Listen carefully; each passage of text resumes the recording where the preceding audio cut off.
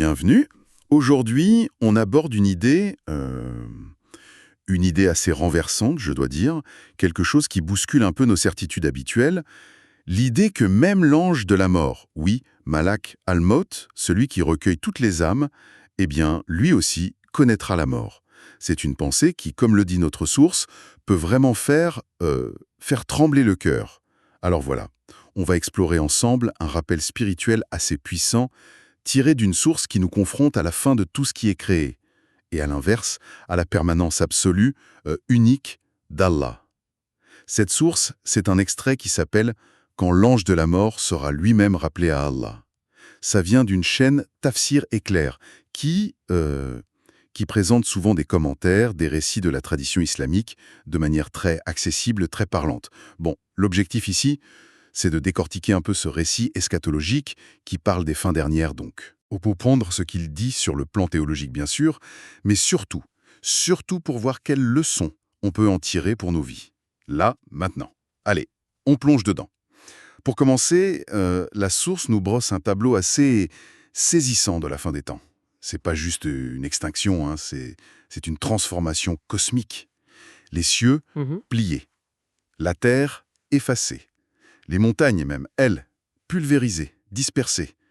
C'est comme un retour à zéro où il ne reste qu'Allah, seul. Oui, c'est une image d'une puissance incroyable. Et ce qui est intéressant, c'est que la source, elle ancre ça tout de suite dans le Coran. Il y a 2 passages qui sont cités pour appuyer cette idée que tout disparaît sauf Dieu. D'abord, la sourate Ar-Rahman, les versets 26 et 27. Tout ce qui est sur elle, la terre, doit disparaître. Seule demeurera la face de ton Seigneur, pleine de majesté et de noblesse. Le mot face, wajh, ici, ça renvoie à l'essence divine elle-même. C'est fort. Et puis, il y a la sourate Rafir, verset 16. Ça décrit le jour du jugement. Le texte dit « À qui appartient la royauté aujourd'hui ? À Allah, l'unique, le dominateur suprême. » C'est une question rhétorique, bien sûr, mais la réponse, elle est sans appel. La souveraineté absolue, totale, à ce moment-là, c'est Allah. Point. Les noms utilisés, Al-Wahid, Al-Qahar, l'unique, le dominateur, ça souligne vraiment cette exclusivité. Tout le reste, c'est dissous, en quelque sorte. Une dissolution totale donc. Carrément. Et après ça, après cet anéantissement de tout, hein, humains, djinns, animaux, même la plupart des anges, la source, en se basant sur des traditions rapportées par les savants, elle décrit une espèce de séquence finale, avec les anges les plus importants. La scène est d'une solennité incroyable. Il ne reste plus qu'Allah et 4 anges. Djibril, l'ange de la révélation, Mikaïl, associé à la subsistance, aux forces naturelles, Israfil, celui qui souffle dans la trompe, et Malak al-Maut, l'ange de la mort. Avant de voir ce qui se passe, pourquoi ces 4-là spécifiquement à ce moment précis? Excellente question. En fait, ces 4 anges, ils incarnent des fonctions clés dans l'ordre cosmique. La création, sa gestion, sa fin.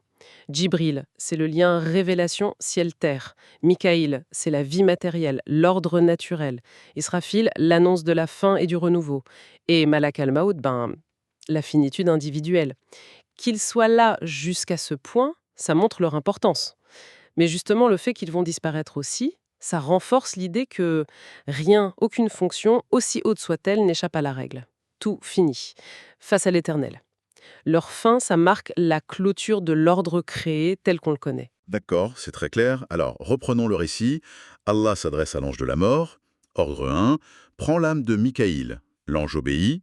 Et là, d'après la source, il y a un dialogue. Allah demande « Qui reste-t-il » Et l'ange de la mort répond « Israfil, Djibril et moi-même ».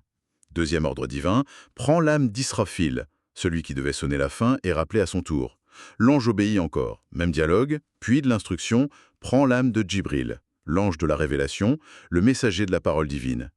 Là, c'est particulièrement intense, non? Le lien même entre Dieu et les hommes par la parole qui cesse, sous cette forme en tout cas. Oui, c'est très fort. La disparition de ces anges, ça symbolise vraiment la fin des systèmes qui régissaient l'univers. Chaque étape est un retrait de la création. Ça laisse place uniquement à la réalité qui subsiste. La fin de Djibril, oui, c'est frappant. C'est la conclusion du cycle des révélations. Et on arrive au point culminant du récit. Il ne reste qu'Allah, le vivant qui ne meurt jamais, et l'ange de la mort. Le dialogue final est empreint d'une gravité extrême, selon la source. Allah demande « Qui reste-t-il maintenant, ô ange de la mort ?» Et la réponse de l'ange, elle dit tout. « Il ne reste que toi, ô Allah, toi le vivant qui ne meurt point, Al-Hayyu alladhi la yamut. Et il reste ton serviteur faible, l'ange de la mort. » C'est une reconnaissance totale de la différence de nature, créateur et créature, même la plus puissante des créatures. Et c'est là que tombe l'ordre final, l'ordre qui boucle la boucle de la mortalité. Allah ordonne à l'ange de la mort, « Meurs toi aussi ». Ou une autre version dit « Prends ta propre âme ». L'instrument de la mort doit faire l'expérience de ce qu'il administrait. C'est vertigineux. Ah oui, théologiquement, c'est très dense. L'ange de la mort, l'agent de séparation âme-corps pour des milliards de créatures, confronté à sa propre fin. Et sa réaction, telle que la source la rapporte, elle est très révélatrice. En obéissant, il aurait poussé un cri terrible, un cri si fort que s'il y avait eu d'autres créatures, elles seraient mortes de terreur. Et il dit ces mots: « Par ta puissance et ta majesté, si j'avais su combien l'agonie de la mort était douloureuse, j'aurais été plus doux en prenant les âmes des croyants. » Ou une autre version: « Je n'aurais jamais pris l'âme d'aucune créature avec facilité. » Ces paroles, elles invitent vraiment à la méditation. Ça suggère plusieurs choses, je trouve. D'abord, l'intensité de la mort elle-même, même pour celui qui la connaissait de l'extérieur. Ça pose la question de la différence entre administrer quelque chose et le vivre soi-même. Ensuite, ça montre une soumission totale à Dieu, même face à cette épreuve redoutée. Et enfin, cette prise de conscience, un peu tardive, de la douleur de mourir. Ça peut être vu comme une leçon sur l'empathie, sur la compréhension profonde qui ne vient parfois que par l'expérience. C'est un regard unique sur ce qu'est la finitude. Et voilà, l'ange de la mort meurt. L'univers créé est silencieux, vide. Seul Allah demeure, l'unique, le premier sans début, le dernier sans fin, la permanence absolue.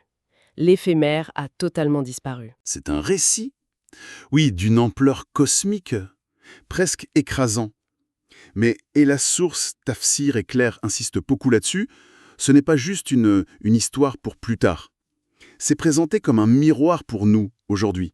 Alors, essayons de tirer les leçons. Concrètement, ça veut dire quoi pour nous? Le message le plus direct, j'ai l'impression, c'est un rappel radical du caractère éphémère de ce monde, de tout ce qu'il contient. Nos ambitions, nos biens, notre statut, nos relations, même nos attachements les plus forts, nos joies, nos peines. Tout ça s'est appelé à disparaître, comme les montagnes et les cieux du début.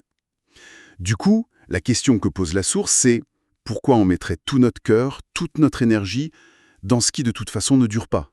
Ça invite à revoir nos attachements, non? C'est exactement ça, c'est le point central.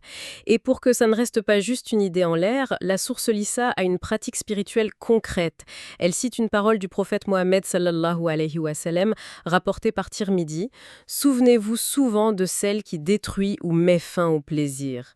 La mort, hadimul ledhet. » Alors attention, comme le nuance bien la source, le but n'est pas du tout de devenir morose ou déprimé, ou d'avoir une peur panique de la mort. L'objectif, c'est pas de gâcher la vie présente, au contraire, c'est de l'enrichir en lui donnant sa vraie perspective.